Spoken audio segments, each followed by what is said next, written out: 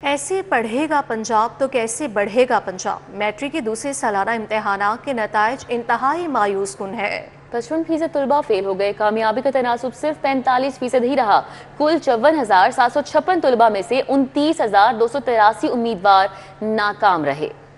और बोर्ड में जो टोटल बच्चे जिन्होंने अप्लाई किया था दे आर 56,028 टोटल तादाद थी और उसमें अपीयर हुए 54,756 और जो बच्चे पास हुए हैं जी सेकंड एनुअल मैट्रिक एग्ज़ाम में उनकी तादाद है 24,873 और रिजल्ट परसेंटेज मैट्रिक सप्लीमेंट्री में 45.43% रही है जी 2025 के लिए। ये सप्लीमेंट्री का एग्ज़ाम होता है, इसमें बच्चे कंपैरेटिवली कम अपीयर होते हैं। एनुअल में हमारे पास 2.5 लाख के करीब बच्चे होते हैं। मेल कैंडिडेट जो हमारे टोटल अपीयर हुए थे वो हैं 31,978 और इनकी जो पासिंग परसेंटेज है दैट इज़ 38.48%। ठीक है जी। और फीमेल कैंडिडेट जो हमारे पास अपीयर हुए हैं दे आर 22,778 और फीमेल की परसेंटेज जो है वो 55.17 है। तो आप समझ सकते हैं कि बच्चियों की जो परसेंटेज है that is far better as comparison with comparison to the male. और दूसरी जो हमारे पास जो स्टैट है वो है साइंस और आर्ट्स की। साइंस में ज़्यादा बच्चे अपीयर हुए हैं, टोटल बच्चे 40,147 बच्चे साइंस में अपीयर हुए हैं जी। और इनमें जो बच्चों की पास की परसेंटेज है दैट इज़ 45.82 और आर्ट्स ग्रुप में हमारे पास जो बच्चे अपीयर हुए हैं वो हैं 14,609 और आर्ट्स में जो परसेंटेज पास होने की है वो 44.34% है। तो ये टोटल स्टैट्स हैं हमारे पास। लाहौर बोर्ड में सरकारी और प्राइवेट स्कूलों में बच्चों के मोबाइल फ़ोन के इस्तेमाल पर पाबंदी। महकमा स्कूल एजुकेशन ने तमाम स्कूल सरबराहान को अहकामात पर अमल दरामद करवाने का हुक्म दे दिया। तलबा को भी हमने साबी सरगर्मियों में शिरकत की तरगीब देने की हिदायत कर दी गई है। सरकारी और प्राइवेट स्कूलों में बच्चों के मोबाइल इस्तेमाल पर पाबंदी आयद कर दी गई। पाबंदी का इतलाक तमाम स्कूलों पर होगा। महकमा स्कूल एजुकेशन ने तमाम एजुकेशन अथॉरिटीज़ के सरबराहान को हिदायत कर दी है। मुरासले में कहा गया है कि फौरी तौर पर स्कूलों में मोबाइल इस्तेमाल पर पाबंदी पर अमल दरामद करवाया जाए। स्कूल सरबराहान को हिदायत की गई है कि वो तलबा को हमने साबी सरगर्मियों में शिरकत की तरगीब दें। शख्सियत की डेवलपमेंट वाली सरगर्मियों में तलबा की शिरकत को यकीनी बनाया जाए। खबरों का सिलसिला आगे बढ़ाते हुए यहाँ बताएं कि पंजाब इन्फोर्समेंट अथॉरिटी का पैराफोर्स के लिए नई यूनिफॉर्म जैकेट्स बनवाने का फैसला सामने आया है। पैराफोर्स के एहलकारों के लिए 7,000 नई जैकेट्स बनवाई जाएंगी। जैकेट्स प्रोक्योरमेंट के लिए पैरा हेडक्वार्टर से टेंडर जारी कर दिया गया है। मजीद बात करेंगे इस हवाले से ताहिर खान से। जी ताहिर, बताइएगा। जी बिल्कुल, ये Punjab enforcement and regulatory authority यानी कि पैरा है जिसकी फोर्स के लिए अब नई जैकेट्स बनवाई जाएंगी और इसके लिए 7,000 जो जैकेट्स हैं वो बनवाने का फैसला किया गया है। और जैकेट की खरीदारी के लिए पैरा हेडक्वार्टर की जानिब से एक टेंडर भी जारी कर दिया गया है। टेंडर में जैकेट्स की जो कीमत है वो 49 मिलियन रखी गई है।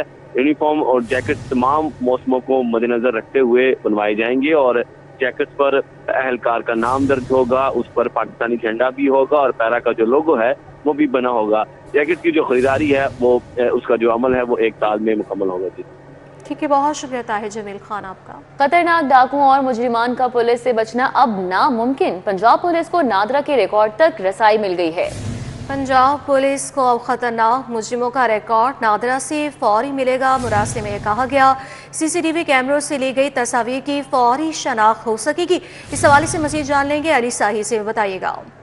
बिल्कुल, क्रिमिनल्स का रिकॉर्ड लेने के लिए पहले पंजाब पुलिस को नादरा के दफातर जाना पड़ता था और मुख्तलिफ जो वाया था उसको इस्तेमाल करना पड़ता था, लेकिन अब डायरेक्टली इनको रसाई दे दी गई है और नादरा का रिकॉर्ड जो है वो खुद ही चेक कर सकेंगे। इसी हवाले से एडिशनल IG इन्वेस्टिगेशन पंजाब की जानब से मरासला भी जारी कर दिया गया है कि जो तस्वीर और CCTV कैमरों की मदद से ली गई तस्वीर है उनकी शनाख्त के लिए भी फौरी तौर पर नादरा के सिस्टम में ये चीज़ें डाली जाएंगी तो तमाम तफसीलात सामने आ जाएंगी। तो पहले खतरनाक मुजरमान या दीगर जो दहशतगर्द या कोई ऐसे अनासर थे उनकी शनाख्त के लिए इनको वेट करना पड़ता था। अब ये डायरेक्टली नादरा से चेक करके फौरी तौर पर शनाख्त कर सकेंगे। ठीक है, बहुत शुक्रिया अली साही।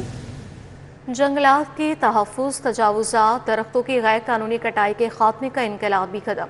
तारीख में पहली बार पंजाब के तमाम जंगलात की सेटेलाइट मॉनिटरिंग का आगाज़ कर दिया गया है। जदीद तरीन टेक्नोलॉजी से रियल टाइम डेटा से जंगलात, रकबे, दरख्तों की निगरानी का आगाज। सेटेलाइट से हासिल करने वाली लाइव फीड से किसी भी गैर कानूनी सरगर्मी की फौरी इतला मिल सकेगी। सेटेलाइट डेटा की बुनियाद पर इन्वायरमेंटल प्रोटेक्शन फोर्स फौरी कार्रवाई करेगी। मॉनिटरिंग से जंगलात के रकबे का इलेक्ट्रॉनिक रिकॉर्ड मुरतब होगा। सेटेलाइट डेटा शजरकारी के लिए मौजू मुकामात की निशानदही भी करेगा। तो जंगलात के तहफ़्फ़ुज़, तजावुज़ात, दरख्तों की गैर कानूनी कटाई के खात्मे का ये इनकलाबी कदम है। तारीख में पहली बार पंजाब के तमाम जंगलात की सेटेलाइट मॉनिटरिंग का आगाज किया गया है। जदीद तरीन टेक्नोलॉजी से रियल टाइम डेटा से जंगलात, रकबे, दरख्तों की निगरानी का आगाज हो चुका है। सेटेलाइट से हासिल होने वाली लाइव फीड से किसी भी गैर कानूनी सरगर्मी की फौरी इतला भी मिलेगी और सेटेलाइट डेटा की बुनियाद पर इन्वायरमेंटल प्रोटेक्शन फोर्स फौरी कार्रवाई करेगी। मॉनिटरिंग से जंगलात के रकबे का इलेक्ट्रॉनिक रिकॉर्ड मुरतब होगा। साथ ही साथ सेटेलाइट डेटा शजरकारी के लिए मौजू मुकामात की निशानदही भी करेगा। लेस्को को करंट लगने से शहरियों और मुलाजमीन की अमवात पर करोड़ों रुपए का जुर्माना आए। नेपरा ने लेस्को का जवाब मुस्तरद। 2 माह के दौरान 3 करोड़ रुपए की अदायगी करने का फैसला बरकरार रखा। नेपरा ने करंट लगने से अमवात होने पर लेस्को को 3 करोड़ का जुर्माना आयद किया था। नेपरा ने लेस्को को करंट लगने से अमवात होने पर शो कॉज नोटिस जारी किया था। नेपरा ने लेस्को के जवाब को गैर तसल्ली बख्श करार देकर जुर्माने का फैसला बरकरार रखा है। नेपरा ने लेस्को को 60 रोज के दौरान जुर्माना जमा करवाने का हुक्म दिया है। अदम अदायगी पर मजीद महकमाना कार्रवाई होगी। नेपरा ने मुतासिरा खानदानों की कानून के मुताबिक मुआवनत करने की हिदायत भी की है। चंद रोज कबल लेस्को को ओवर बिलिंग का जवाब जमा न करवाने पर 2.5 करोड़ का जुर्माना आयद हुआ था। आपको बताएं कि रेलवे हुकाम ट्रेनों की बरवक्त आमदोरफ्त में नाकाम नजर आते हैं। अक्टूबर में ट्रेनों की बरवक्त आमदोरफ्त की शरह 45% रिकॉर्ड की गई। एक माह में 986 ट्रेनों में से 548 ट्रेनें ताख़ीर का शिकार हुई हैं। इसकी क्या वजूहात सामने आ रही हैं? सईद अहमद सही से जान लेंगे, बताइएगा। जी बिल्कुल, रेलवे हुकाम जो है वो ट्रेनों की बरवक्त आमदोरफ्त को मुकम्मल करने के लिए ताहाल नाकाम है वो दिखाई दे रहे हैं और रोज़ाना की बुनियाद पर ट्रेनें जो हैं वो जो घंटों तक शिकार हो रही हैं उसमें वैसे लाहौर रेलवे हेडक्वार्टर ने एक रिपोर्ट है वो मुरतब की है।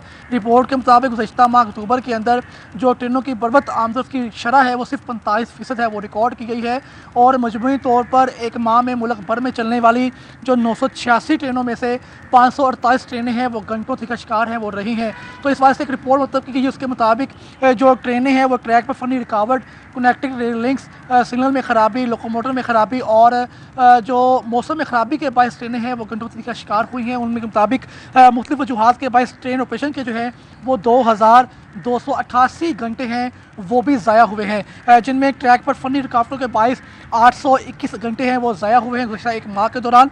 जबकि कनेक्टिंग रेलिंग्स की वजह से 336 घंटे, मौसम ख़राबी के बायस 116 घंटे और हादसात के बायस जो है वो 96 घंटे हैं वो ट्रेन ऑपरेशन के गुज़श्ता एक माह के दौरान है वो ज़ाया हुए हैं।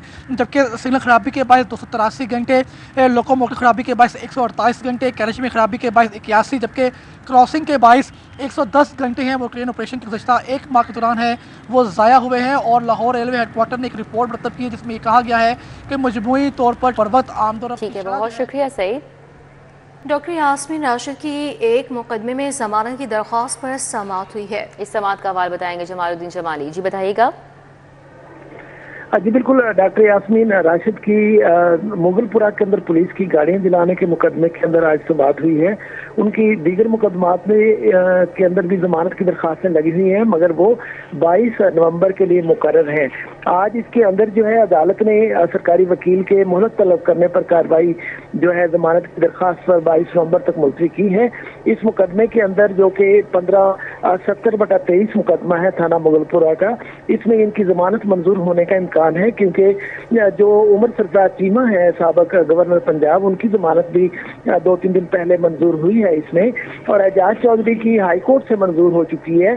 तो इन्हीं फैसलों की बुनियाद पर उनकी जमानत भी मंजूर होने का इम्कान है। जी बहुत शुक्रिया जमालुद्दीन जमाली आपका। जमात-ए इस्लामी का मुल्क की 3 रोज़ा इज्तिमा आम। जमात-ए इस्लामी के मरकजी नायब अमीर लियाकत बलोच का मीनार पाकिस्तान पर तैयारियों का जायजा लिया गया। जमात-ए इस्लामी लाहौर के अमीर ज़ियाउद्दीन अंसारी, कैसर शरीफ समेत दीगर भी मौजूद रहे। कहाँ तक तैयारियां पहुंची हैं बताएंगे हसन अली। जी बताइएगा। जी बिल्कुल, जमात इस्लामी का 3 रोज़ा इज्तिमा आम जो है वो कल से मीनार पाकिस्तान पे शुरू होगा और इंतज़ामात की बात कीजिए तो इंतज़ामात मुकम्मल कर लिए गए हैं। इसी वाले से मज़ीद बात करेंगे। यहाँ पे मेरे साथ जमात इस्लामी लाहौर के अमीर ज़ियाउद्दीन अंसारी साहब जो है मौजूद है। अंसारी साहब, ये बताइएगा कि इंतज़ामात जो हैं वो मुकम्मल कर लिए गए हैं और क्या एक्सपेक्ट किया जा रहा है कि कितने लोग जो हैं वो इस इज्तिमा में 3 रोज़ा इज्तिमा में शिरकत करेंगे? बिस्मिल्लाहिर्रहमानिर्रहीम। हम गुज़िश्ता 1 माह से इस 3 रोज़ा इज्तिमा आम की तैयारियां कर रहे थे और अल्हम्दुलिल्लाह आज हमारी ये तैयारियां मुकम्मल हो गई हैं। लाखों की तादाद में मर्द भी शरीक होंगे, इसमें ख़वातीन बच्चे भी शरीक होंगे और हर तबका फ़िक्र के किसान, मजदूर, तालिब इल्म, वकला, ताजिर, हर तबके का फ़र्द मौजूद होगा। और फिर सबसे अहम बात यह है कि चारों सूबों से और गिलगित बल्तिस्तान से, आज़ाद कश्मीर से भी काफ़िले यहाँ पर पहुँच रहे हैं और इसके अलावा 42 ममालिक से 120 वफूद भी इंशाल्लाह इस इज्तिमा में शरीक होंगे। इस इज्तिमा का मोटो बदल दो निज़ाम है और हम ये समझ रहे हैं और ये बात दुरुस्त भी है कि 77 सालों से ये निज़ाम जो है वो अंग्रेज़ का दिया हुआ निज़ाम था, जिसको पाकिस्तान बनने के बाद तब्दील होना चाहिए था, लेकिन वो तब्दील नहीं हुआ। अब ये तमाम इसमें मईशत भी है, तालीम भी है, इंसाफ की फराहमी भी है, ये सब निज़ाम फेल हो चुका है। हम ये समझते हैं अब इस तमाम निज़ाम को समेटने की ज़रूरत है। ये तब्दील होगा तो अवाम को कोई रिलीफ मिलेगा और जमात इस्लामी इंशाल्लाह इस 3 रोज़ा इज्तिमा के दौरान मुतबादिल निज़ाम भी पेश करेगी और तब्दीली का एक लाहेअमल भी देगी। बहुत शुक्रिया। जैसे कि मेरे साथ ज़ियाउद्दीन अंसारी साहब भी मौजूद थे, उनका कहना था कि 3 रोज़ा इज्तिमा में जमात इस्लामी निज़ाम को बदलने के हवाले से एक पूरा लाइव बहुत शुक्रिया हसन अली आपका। एमपीए मियां इमरान जावेद की हल्के की अवाम से मुलाकात मरकजी दफ्तर पीपी 163 बागड़िया में हुई। मज़ीद जान लेंगे, अरबाज खान से बताइएगा। हाँ जी बिल्कुल, इस वक्त मैं मौजूद हूँ मरकज़ी दफ्तर पीपी 163 बागड़िया में, जहाँ पर एमपीए मियां इमरान जावेद की अपने हल्के की अवाम से मुलाकात हुई। हल्के के जो इज्तिमाई और अवाम के जो इनफरादी मसाइल हैं उनको हल करने के हवाले से मुतल्लिक़ा अफसरान को हिदायत भी जारी की। क्या मज़ीद तफसीलात हैं उन्हीं से जानते हैं। समझाइएगा, अपने हल्के की अवाम से मुलाकातों का सिलसिला जारी है, उनके मसाइल सुन रहे हैं, क्या कहना चाहते हैं? ये तो हमेशा से रोज़ाना की बुनियाद पर ऐसे ही हम इकट्ठे होते हैं और राना मुबशर इकबाल साहब और अता तारड़ साहब जो हैं उनकी सरपरस्ती में इस हल्के की जो है वो खिदमत की जा रही है। वज़ीर आला पंजाब मोहतरमा मरियम नवाज शरीफ साहिबा जिस बहादुरी से और मेहनत से, उनकी अनथक मेहनत जो है वो रंग लेके आ रही है। आज गली गली, शहर शहर, पूरे सूबे के अंदर जो है वो एक काम हो रहा है, डेवलपमेंट हो रही है। इसके साथ साथ उनकी जो बहादुरी है और वो जो फलाही काम है, अपना घर अपनी छत जैसे बहुत सारे प्रोग्राम है। आज जैसे हमने ग्राउंड्स की पे बात की जा रही है, इस हल्के के अंदर 2 नए स्पोर्ट्स ग्राउंड्स बनने जा रहे हैं। तो ये वो एक्टिविटीज़ हैं जो कि नौजवानों की बेहतरी के लिए हैं। और आज जिस तरह से पंजाब की वज़ीर आला की डिमांड पूरे पाकिस्तान में की जा रही है, ये इसकी मुंह बोलता सबूत है कि पंजाब की जो वज़ीर आला हैं उनके मुकाबला जो है वो पूरे पाकिस्तान में कहीं नहीं हो सकता। बिल्कुल, आपने सुना एमपी मियां इमरान जावेद का ये कहना है कि रोज़ बरोज़ की कोशिश होती है कि अपने हल्के की आवाम से मुलाकातों का सिलसिला भी जारी रखें और उनके तमाम तर मसाइल को हल करें। ठीक है, बहुत शुक्रिया अरबाज। लाहौर चैम्बर की सियासत में बड़ी तब्दीली, फाउंडर ग्रुप के चेयरमैन तब्दील हो गए। इब्राहिम शेख को चेयरमैन फाउंडर ग्रुप मुकर्रर किया गया है। इस हवाले से मज़ीद तफसीलात जानेंगे, हमारे साथ शहजाद खान हैं। जी शहजाद। बिल्कुल, लाहौर चैम्बर के सबसे कदीमी ग्रुप फाउंडर ग्रुप की क़यादत की टीयरशिप जो है वो चेंज कर दी गई है और पहली मरतबा ये देखा गया है कि जो चेयरमैनशिप है वो फर्स्ट ईयर से सेकंड ईयर में मुंतकिल की गई है और इब्राहिम शेख को नया चेयरमैन मुंतखब किया गया है, जबकि मियां मिसबाह रहमान जो चेयरमैन का फरीज़ा सर अंजाम दे रहे थे उनको pattern in chief founder group जो है वो मुंतखब किया गया है। और इस तब्दीली का मकसद ये है कि सेकंड ईयर जो मुतहरक क़यादत है उसको मार्केटों, बाजारों और सनती जोन्स के अंदर भेजा जाए ताकि फाउंडर ग्रुप की मेंबरशिप में इजाफा किया जा सके और लाहौर चैम्बर के इंतखाबात में इससे फ़ायदा उठाया जा सके। इस वक्त इब्राहिम शेख को ठीक है शहजाद, बहुत शुक्रिया आपका।